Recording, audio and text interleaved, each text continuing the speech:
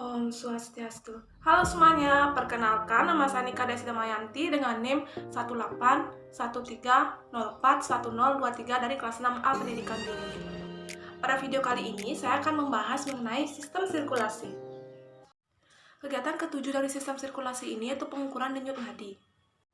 Tujuan dari kegiatan ini yaitu memeriksa denyut nadi, yang kedua mengamati dan mempelajari pengaruh posisi tubuh terhadap denyut nadi, dan yang ketiga yaitu mengamati dan mempelajari pengaruh aktivitas fisik terhadap denyut nadi. Selanjutnya, saya akan menjelaskan landasan teori dari kegiatan ini. Denyut nadi merupakan sebuah gelombang yang dapat diraba pada arteri bila darah dipompa keluar dari jantung. Denyut ini mudah diraba di suatu tempat di mana terdapat arteri melintas. Darah yang didorong ke aorta, sistol tidak hanya bergerak maju dalam pembuluh darah, tapi juga menimbulkan gelombang bertekanan yang berjalan sepanjang arteri. Denyut nadi yang dapat diraba disebut gelombang yang bertekanan yang meregang di dinding arteri sepanjang perjalanannya. Jantung manusia normal, setiap denyutnya berasal dari nodus SA atau irama sinus normal. Metabolisme dalam suatu organ akan semakin besar dan alirannya juga akan mengalami hal yang sama. Hal ini menyebabkan kompensasi jantung dengan mempercepat denyutnya dan memperbesar banyaknya aliran darah yang dipompakan dari jantung ke seluruh tubuh. Frekuensi denyut jantung dipengaruhi oleh kebutuhan aliran darah, sistem kemoreseptor, dan sistem baroreseptor.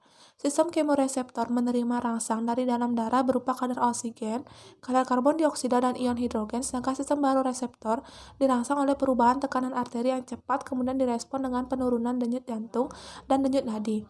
Frekuensi denyut nadi dapat diukur dengan cara menekan arteri radialis menggunakan ujung jari, telunjuk, dan jari tengah hingga pulsasi yang maksimal dapat terdeteksi. Pengukuran denyut nadi dapat dilakukan secara manual melalui lokasi tubuh yang dilewati oleh arteri radialis menggunakan stopwatch dalam perhitungan waktunya dengan menggunakan waktu 10, 15, 30, ataupun 60 detik. Denyut nadi normal dalam keadaan istirahat sama dengan denyut jantung yaitu sekitar 70-80 denyut per menit. Berat ringannya beban kerja dapat dinilai dengan menghitung nadi kerja, konsumsi oksigen, kapasitas ventilasi paru, dan suhu tubuh.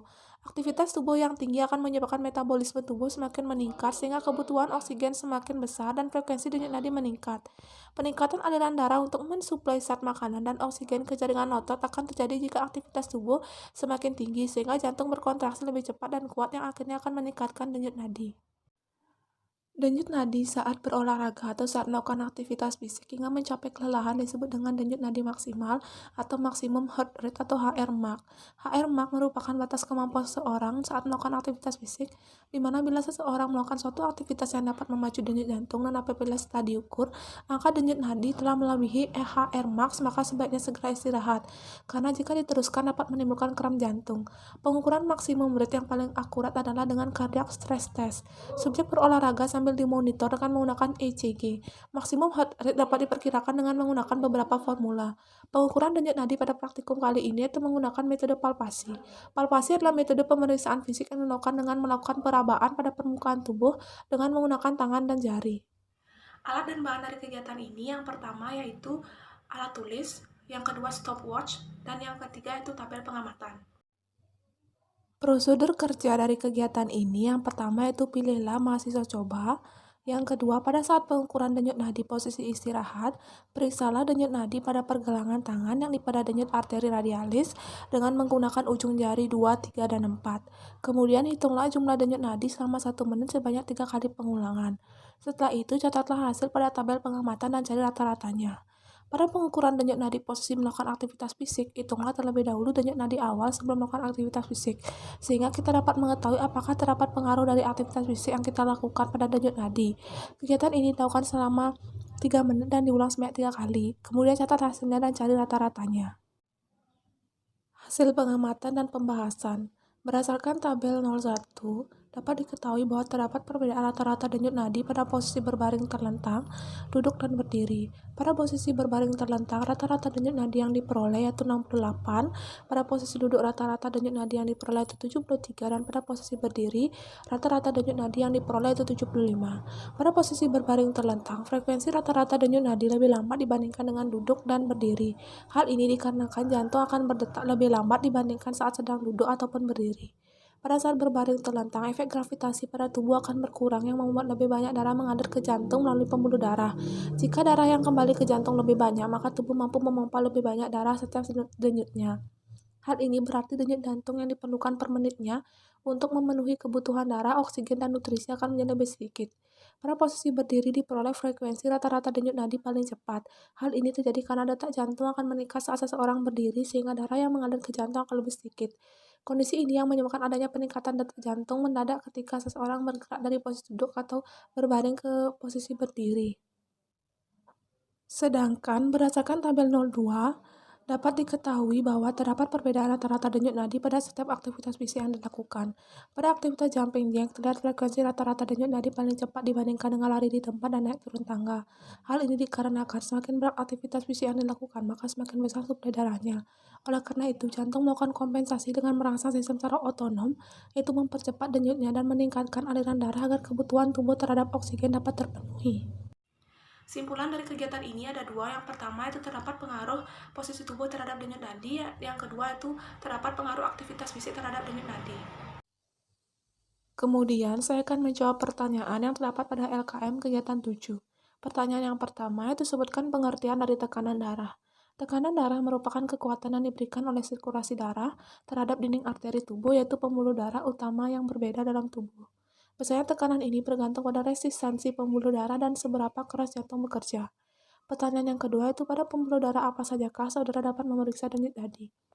Pada umumnya, pengukuran denyut nadi dapat dilakukan pada 9 titik, yaitu arteri radialis, arteri pada pergelangan tangan lateral, arteri branchialis, arteri pada lengan atas medial, arteri temporalis, arteri pada tulang pelipis, arteri carotis, yaitu arteri pada leher, arteri femoralis, yaitu arteri pada lipatan paha, arteri poplitea atau arteri pada lipatan lutut, arteri dorsalis pedis atau arteri pada punggung kaki, arteri lacus cordis atau arteri pada dinding tulang iga.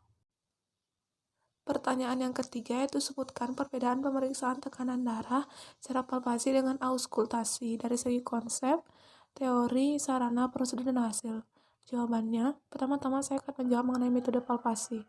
Metode palpasi dilakukan dengan cara pemeriksaan tekanan darah dengan cara menyentuh, meraba, dan merasakan dengan ujung jari 2, 3, dan 4. Sarana dapat menggunakan sphygmomanometer. Prosedur dengan cara manset dililitkan pada lengan kanan atas, dipompa sambil memegang arteri radialis. Pada saat sudah tidak terasa denyut nadi, manset diturunkan secara perlahan-lahan sambil tetap memegang arteri radialis. Pada saat tertentu akan terasa kembali denyut nadi yang disebut tekanan sistolik yang dapat diukur dengan metode palpasi atau tekanan sistolik. Selanjutnya itu metode auskultasi. Pemeriksaan tekanan darah secara auskultasi yaitu dengan cara mendengarkan suara-suara alami dalam tubuh dengan alat tertentu. Sarana dapat menggunakan sphygmomanometer ditambah stetoskop. Prosedur dengan cara manset dihubungkan pada manometer air raksa lalu dililitkan di sekitar lengan dan diraba arteri branchialis untuk menentukan letak stetoskop. Lalu manset dipompa sampai denyut branchial menghilang. Hilangnya denyutan menandakan bahwa tekanan sistolik telah dilampaui dan arteri branchialis tertutup. Turunkan tekanan manset perlahan sampai terdengar bunyi detak yang menandakan tekanan darah sistolik. Bunyi yang terkenal dinamakan bunyi Korotkov yang terjadi bersamaan dengan detak jantung dan akan terus terdengar dari arteri branchialis sampai tekanan dalam manset turun di bawah tekanan diastolik, dan pada titik tersebut bunyi mulai menghilang. Yang dapat diukur dengan metode auskultasi yaitu tekanan sistolik dan diastolik. Pertanyaan yang keempat yaitu apakah pemasangan manset yang terlalu ketat atau longgar mempengaruhi hasil pengukuran? Jelaskan. Jawabannya, pemasangan manset yang tidak tepat dapat menyebabkan ketidakakuratan data yang dihasilkan. Tekanan darah yang dihasilkan lebih rendah dari yang normalnya, sehingga data tekanan darah lebih kecil dari normal. Sedangkan apabila manset dipasang terlalu ketat, maka tekanan darah yang dihasilkan lebih besar dari yang normalnya, sehingga data tekanan darah lebih besar dari normal.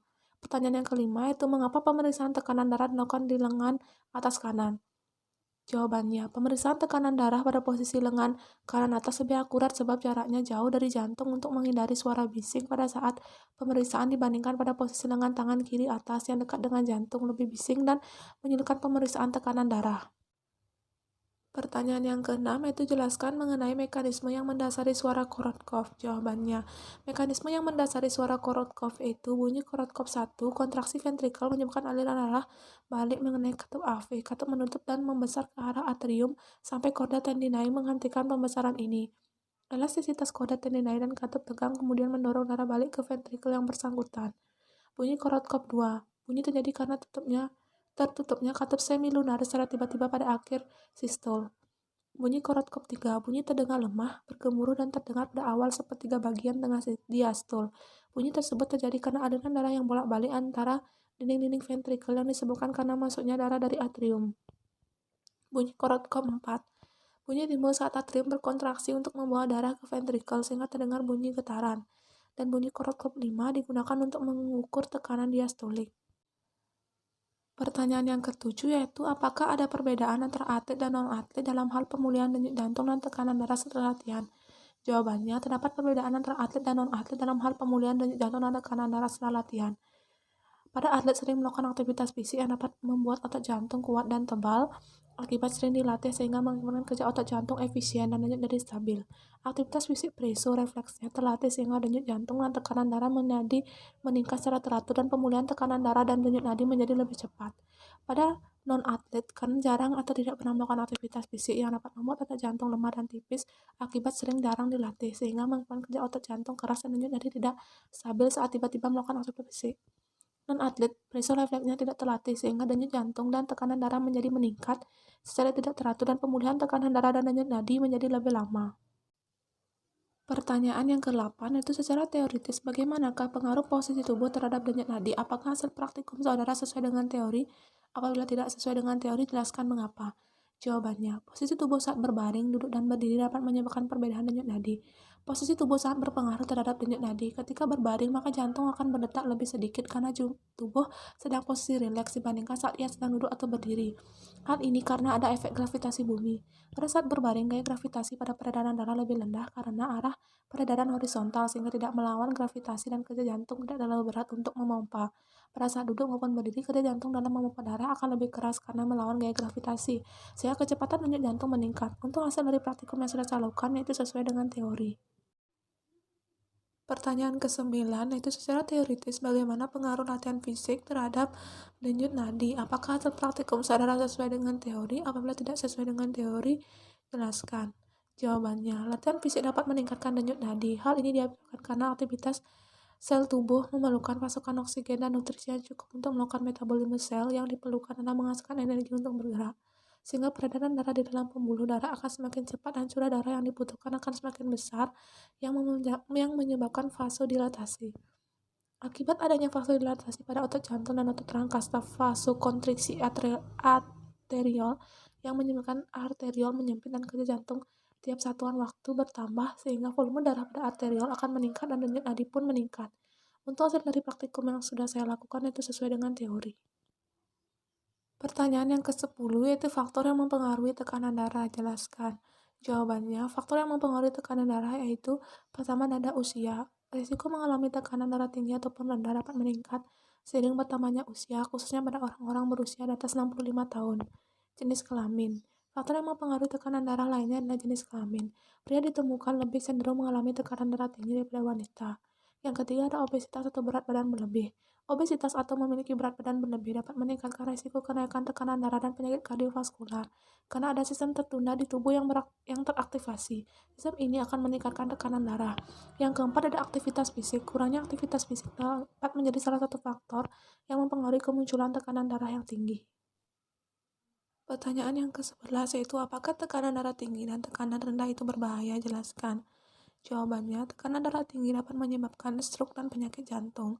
Tekanan darah yang tinggi pada pembuluh darah akan menimbulkan kelainan detak pada jantung yang akan menimbulkan gangguan kontraksi pada jantung yang menyebabkan seseorang dapat sesak nafas karena sirkulasi oksigen dan karbon dioksida tidak seimbang. Apabila dalam pembuluh darah terdapat sumbatan serta tekanan darah tinggi dapat menyebabkan stroke dan serangan jantung.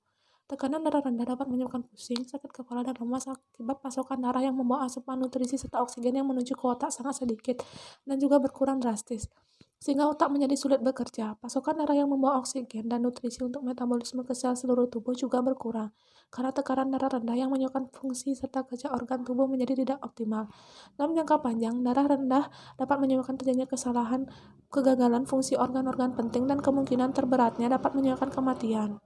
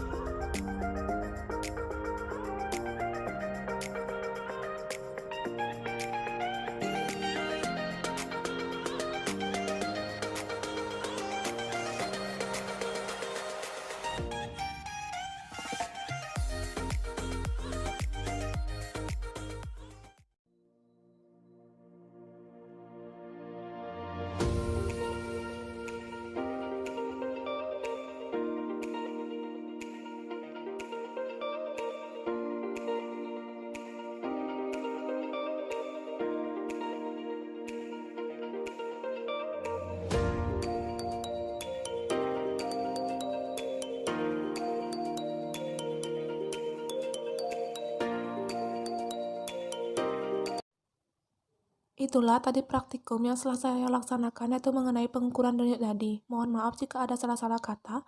Akhir kata saya ucapkan terima kasih.